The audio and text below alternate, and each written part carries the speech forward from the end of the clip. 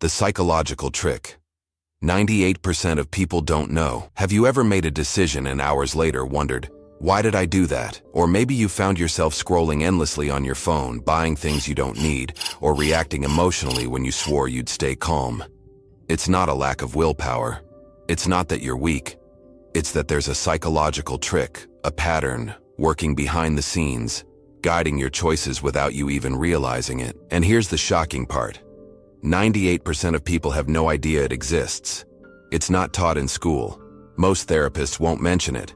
But marketers, political leaders, and even social media platforms use it every single day to keep your attention, influence your decisions, and shape the way you see yourself in the world. This one mental pattern quietly controls how we think, how we feel, and what we do. And the moment you become aware of it, you begin to take back control. In this video, we'll break down this hidden psychological mechanism, show you how it's affecting your life, and most importantly, give you the simple skill to outsmart it. Stay with me till the end, because once you see it, you can't unsee it. And if something clicks with you during this video, don't forget to like or comment below. It helps more people wake up to this invisible influence. Imagine you're at a restaurant. You open the menu, scan through dozens of options, and suddenly feel like eating the grilled salmon.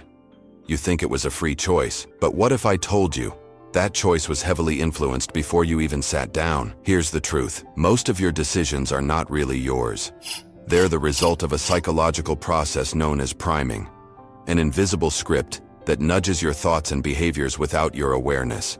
It's the trick 98% of people have no idea is running their lives. Priming happens when your brain is exposed to certain cues, words, images, emotions, or even colors, and then subtly shapes your next behavior. The crazy part?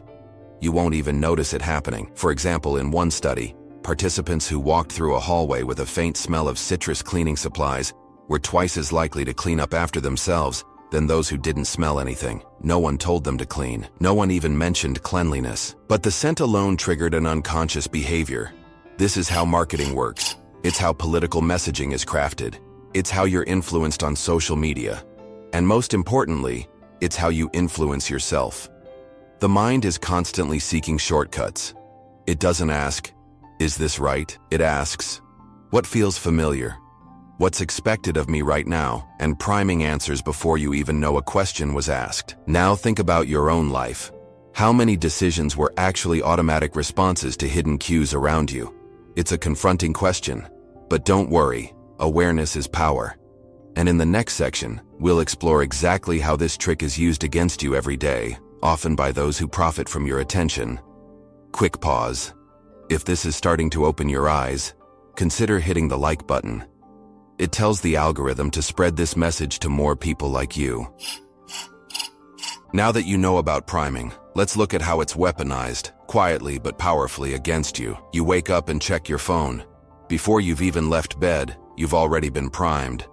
The red notification bubbles, the tone of the news, the curated posts, all designed to activate emotions like urgency, anxiety, or comparison.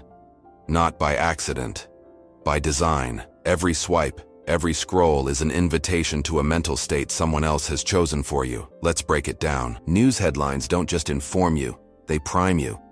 When you're shown violent imagery or crisis-driven language first thing in the morning, your brain becomes wired to look for danger.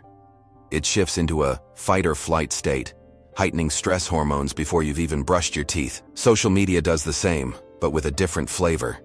It primes you to compare, to compete, to feel less than. Carefully filtered lives, perfect bodies, success stories, all subtly whisper, you're behind. Do more. Be more. This creates a constant low-grade dissatisfaction that drives consumption. And guess what?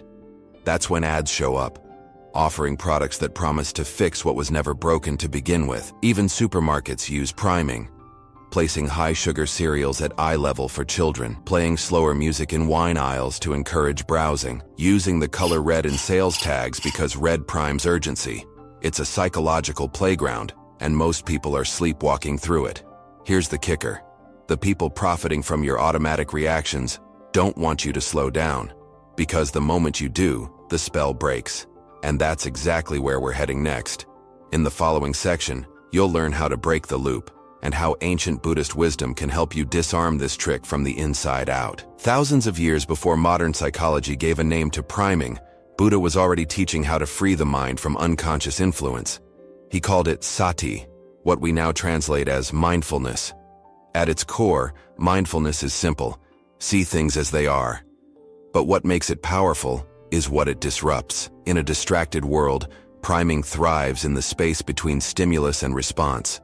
Someone shows you something, a word, a look, a post, and your mind reacts without question. But with mindfulness, that automatic chain is interrupted. You become the observer, not the puppet. Let's say you're scrolling social media, and you see a post that usually makes you feel inferior.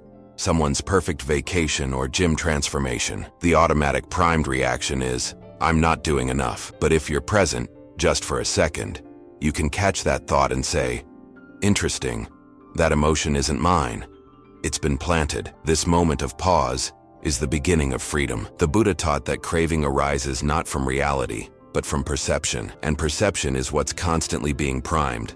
But when you see the craving arise, when you witness the urge to compare, to react, to reach, you gain a choice. You don't have to grab the next shiny thing. You don't have to answer the inner voice that was never truly yours. In neuroscience, this is known as metacognition, thinking about what you're thinking. But long before fMRI machines, monks were already practicing this through breath, silence, and compassionate observation. One of the simplest practices: pause before reaction. That's it, not to repress, but to see, because seeing clearly dissolves the illusion. This doesn't mean cutting off from the world. It means walking through it awake, no longer primed like a machine, but responding like a human being with agency. And in the next section, we'll explore how to install this pause into your daily life, so you don't have to retreat to a cave to find your center in a chaotic world. Quick thought: if you've ever caught yourself reacting and wondered, where did that even come from? You're not alone. Drop a comment if you've had that moment of clarity. You don't need to escape the modern world to free yourself from it. You just need to train your awareness the same way you'd train a muscle. Let's be clear. You can't remove all external priming, but you can choose what you allow to enter your mental space and how long it stays there. Here are 3 ways that people unknowingly reprime themselves negatively every day. Default habits: checking your phone the moment you wake up. Passive consumption: watching or listening to content that creates low-level anxiety. Environment clutter: spaces filled with reminders of stress, comparison, or urgency. Each of these primes your nervous system toward reactivity, not peace. So how do you flip the script? The same way elite athletes build reflexes, with conscious reps. And it starts with what Buddhist monks call guarding the sense doors.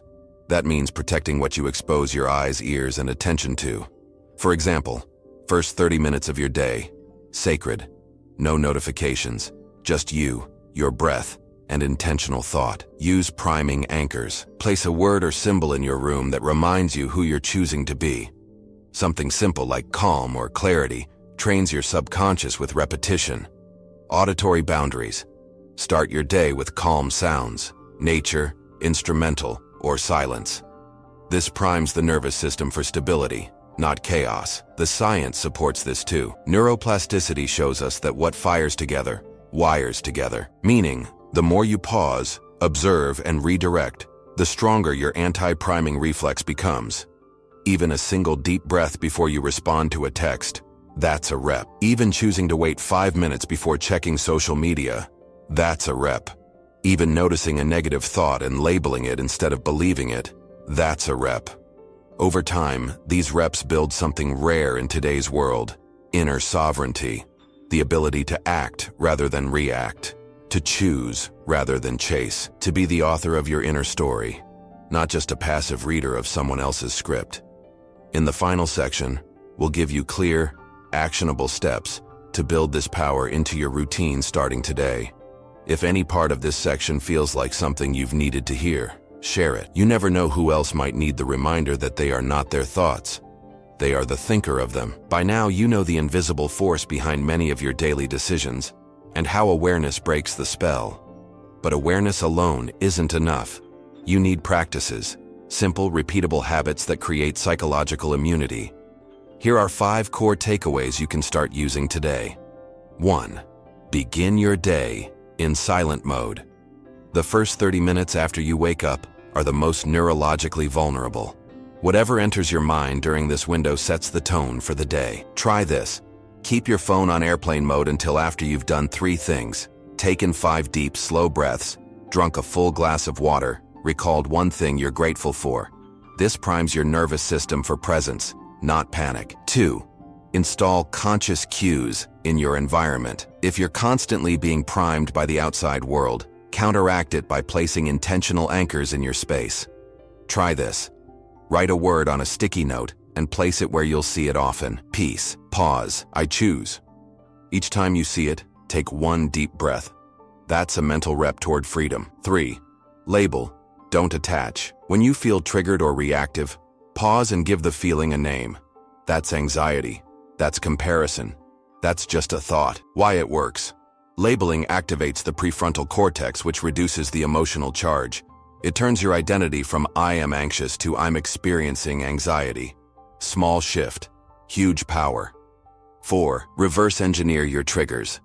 If you keep falling into the same reactive pattern, scrolling, snapping, shopping, pause and trace it back. Ask, what was the cue? Was it a post, a word, a memory? Once you identify the trigger, you can either avoid it or reframe it. Buddhist monks say, know the seed before the tree grows. 5. Practice the micro pause. This is the secret move that turns reaction into response. Before any decision, big or small, take a single conscious breath. That's it. Why it matters. It disrupts the automatic priming loop and allows your true self to step in. And over time, this 1-second breath becomes your superpower. You don't need to overhaul your life. You just need to make your internal world louder than the external one. And the tools are already within you. If you found even one tip here helpful, consider sharing this video with someone you care about. It might help them see what's really shaping their mind too. Every day, thousands of thoughts pass through your mind.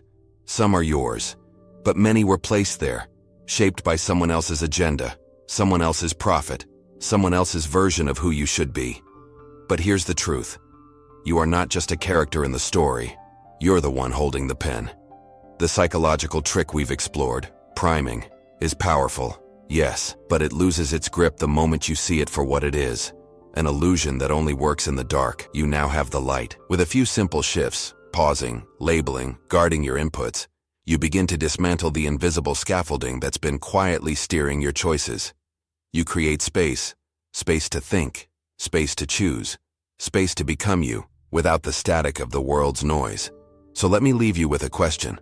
What's one area of your life where you've been reacting instead of consciously responding? Leave a comment below. That one insight could be the beginning of a major shift, not just for you, but for someone else reading. And if this video opened your eyes, even a little, consider liking it, subscribing, and watching our next video on how sleep and light manipulation are silently shaping your mental health. Your mind is not a battlefield, it's a temple. Guard the entrance.